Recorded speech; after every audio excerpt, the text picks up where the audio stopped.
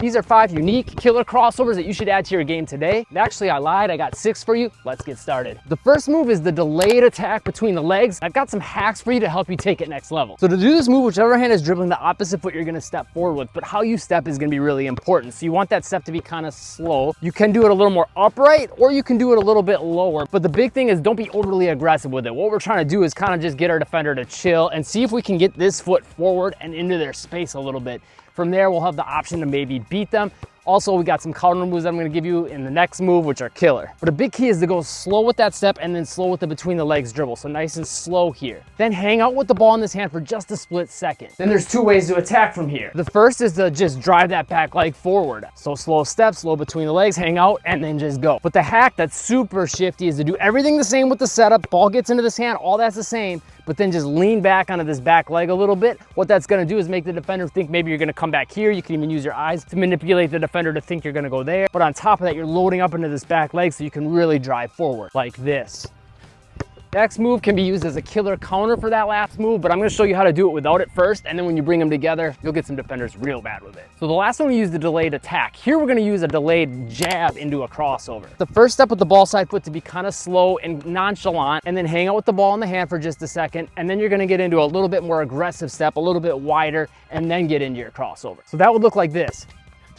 And it's a little different than the Iverson. The Iverson, you're just gonna start more upright and then get into this. Here we're adding a little baby step and then getting the bigger step. And you can use just about any type of move to get into this, but it works especially well with that last one. That slow step between the legs, let the ball hang out for a second, take the bigger step, and then get into the crossover, like this.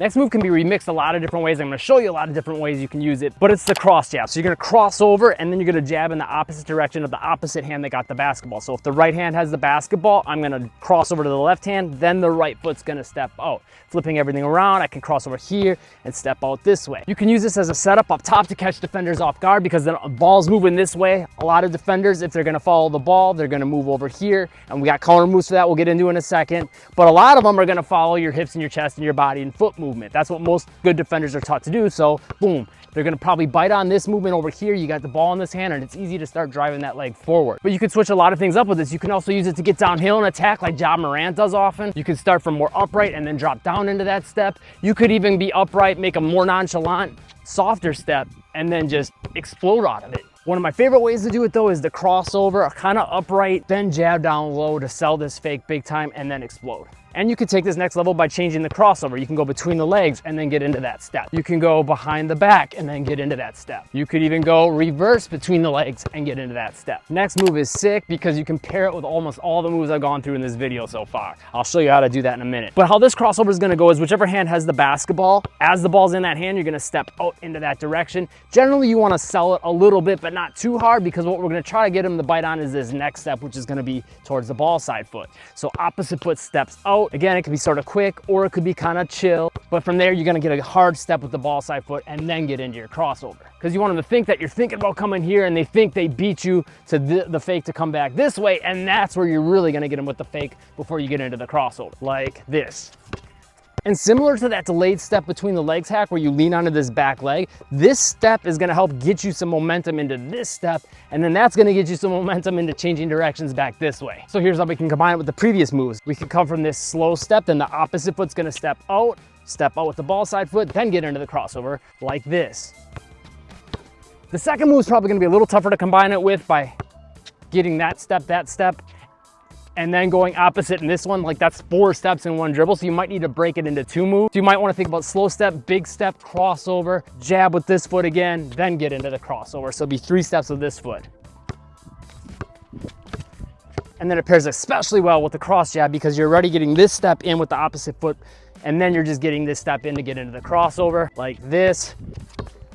And as mentioned before, you can change the crossover that you're setting that cross jab up with. Next move is pretty simple, but it might take a little while to get it down, and it's the twist cross. Just like all the other moves, you can combine this move with them. Now, of course, to do this move, the last move, all the moves in this video, you gotta have good handles with ball control, and you have to have good footwork. The free workout pinned to the comments will help you with that. Really, all it's gonna be is whichever hand has the basketball, you're gonna take a step with the opposite foot forward. Now, you can either set it up by hanging the ball, getting into this step, and then you're gonna twist your feet back here So the ball side foot is slightly forward and then get into the crossover. But you could also just do it where, okay, all of a sudden you stop with this foot. So you're not floating into the step.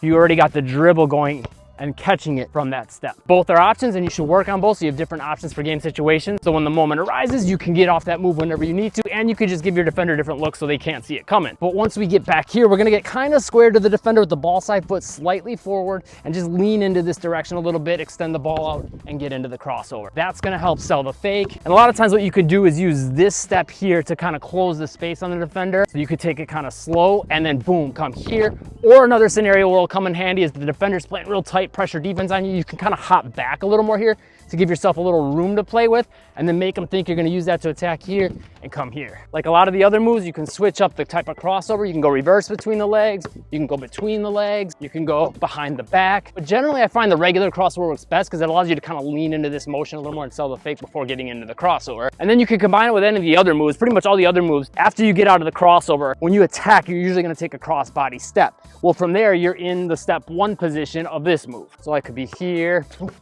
then get into it. I could be here and then get into it. I could get from that cross jab and then get into it. Or I could do that opposite step, ball side step, boom, and then get into it. Next move might seem like a move you've seen before, the snatch back, but it is different, where you might call it the pullback crossover, but it's gonna be different in the footwork. So with the snatch back or the pullback crossover, whichever hand has the basketball, you're already gonna have the ball in the hand, and then you're gonna step forward towards the defender and try to get past them with kind of a longer step, and then you're gonna pull the ball back. In this, we're gonna switch things up a little bit. We're gonna have this foot planted before the ball gets into the hand and go into that pullback motion. And the reason I call this the burst back crossover is because of that timing. When we have the ball hanging in this hand and we step and then pull the ball back, we don't get as much air time out of the dribble because we've already came here, and it's really hard to get a lot of air time back. And it just changes the dynamic of the fake. It's a little bit smoother, but then boom, all of a sudden this abrupt change of direction. Here, we're getting the ball in the hand and we're already gonna push the ball back immediately. What that's gonna do is make it easier for us to move back a little more. Plus, since we're just starting that dribble, we can either push it back fast or